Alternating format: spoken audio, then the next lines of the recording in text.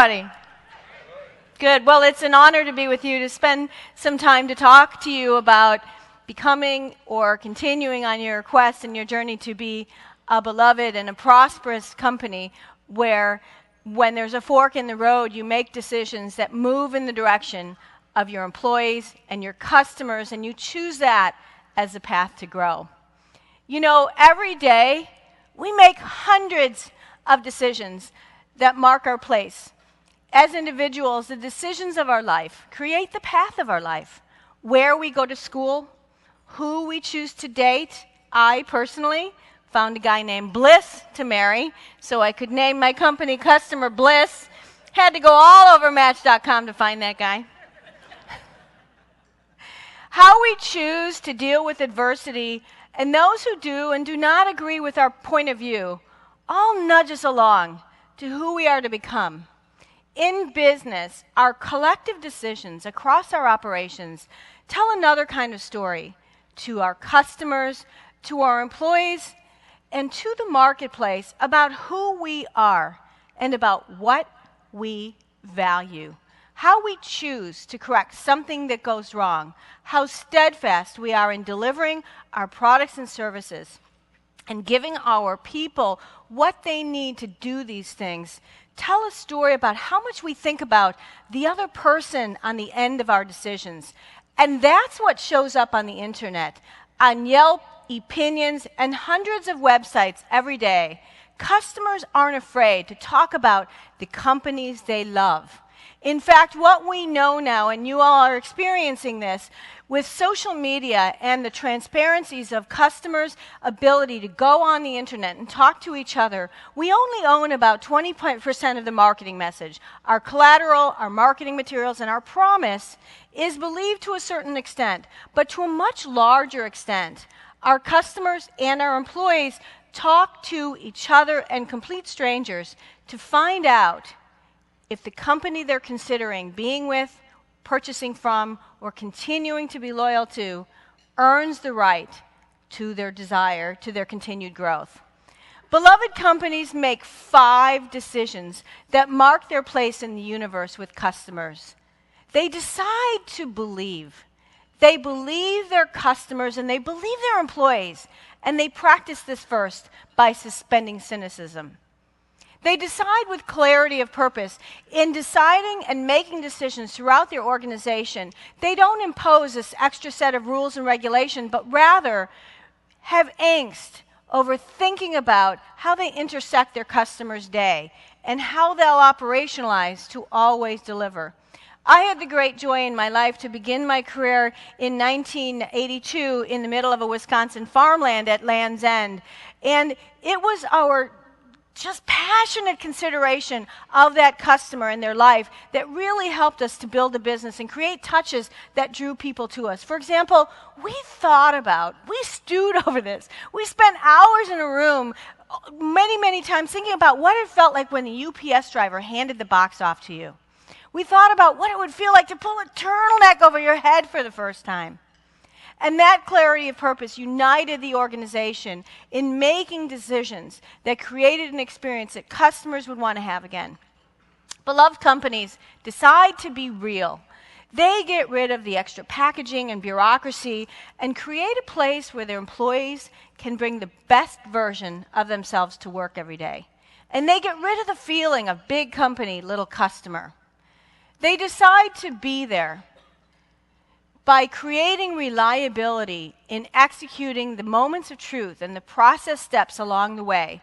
They earn the right to their customer story, because if your customers call you and one day has a great experience because they happen to get Mary, who's great, but the next day they call and they talk to Paula or Bob or someone else who isn't having a great day, the reliability, the story of your company is only as good as the last person they talk to. So you need to really have reliability and being there by operationalizing from your customer's point of view.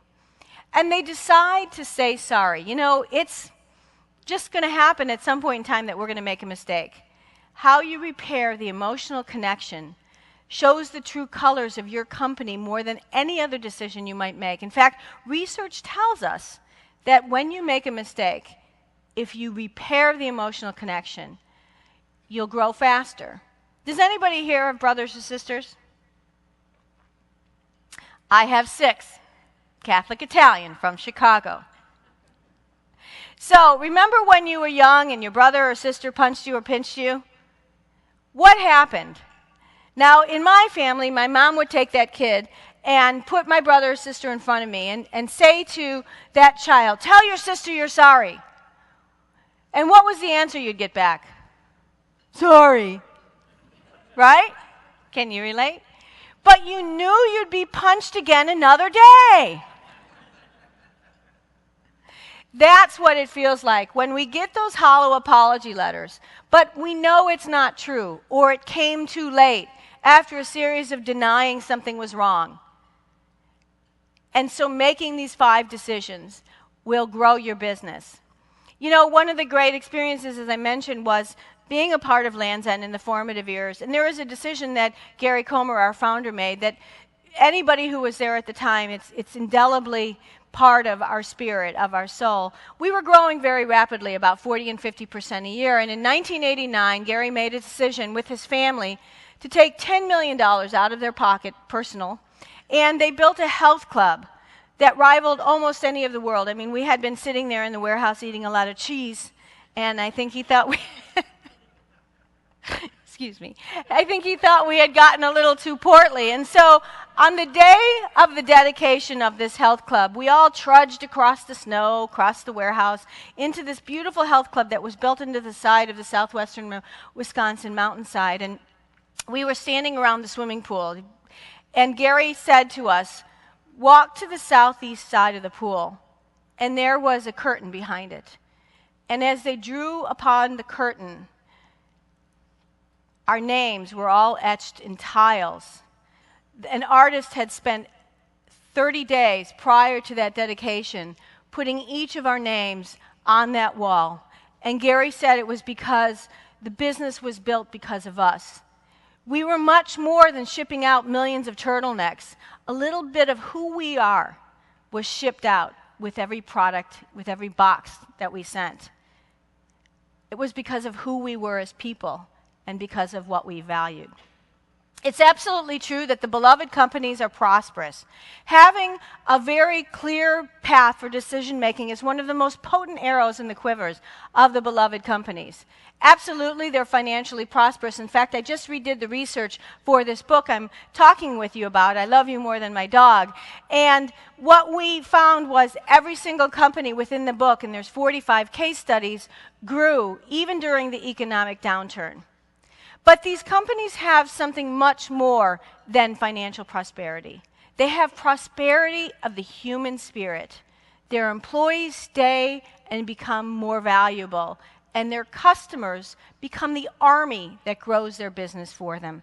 For example, Griffin Hospital is in Connecticut. Anybody here from Connecticut? About 20 years ago, if you had a kid in your car with a broken arm, you would drive 20 miles out of your way to avoid going to Griffin Hospital. Because at the very beginning of the whole cycle, you knew they weren't honoring the healthcare workers. And from there, everything kind of was inconsistent, not a great experience. Today, because of the metamorphosis that they have gone through in being a healthcare provider, and I'm going to tell you some stories about them throughout the course of our time together. In 2010, 6,800 people applied for 44 open positions at Griffin Hospital. And those of you who know healthcare understand how competitive this is to magnetically pull good healthcare workers to you.